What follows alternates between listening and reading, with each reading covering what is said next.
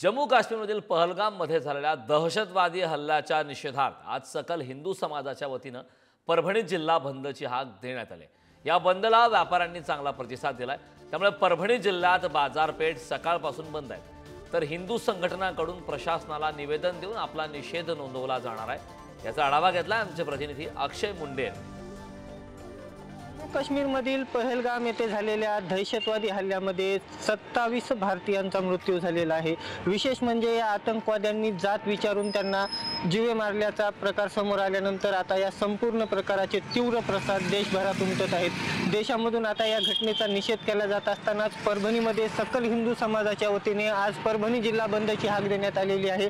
त्यामुळे परभणी जिल्ह्यातील सर्वच शहरातील बाजारपेठ सकाळपासूनच बंद असल्याचे चित्र आपल्याला पाहावयास मिळत आहे। तर दुसरीकडे कोणीही दुकाने उघडू नयेत असे आवाहन देखील करण्यात आलेले आहे। जो कोणी दुकान उघडील याचे विपरीत परिणाम त्याला स्वतःच भोगावे लागतील असे सांगण्यात आलेले आहे। तर एकंदरीतच पाहता आता सकाळच्या सुमारास परभणी जिल्ह्यातील सर्व बाजारपेठ बंद असल्याचे चित्र आहे। काही ठिकाणी अत्यावश्यक सेवा सुरू आहेत। अत्यावश्यक सेवा वगळता बाजारपेठ बंद असल्याने नागरिकांना मोठ्या गैरसोयीचा सामना करावा लागणार आहे। तर दुसरीकडे भारत सरकारने देखील आता कडक पावले उचलली असून पाकिस्तानवर निर्बंध घातलेले आहेत। एकंदरीतच पाहता आता सकल हिंदू समाजाच्या वतीने थोड्या वेळाने मोर्चा काढून आपल्या मागण्यांचे निवेदन देखील जिल्हाधिकाऱ्यांना दिले जाणार आहे। अक्षय मुंडे, पुढारी न्यूज, परभणी।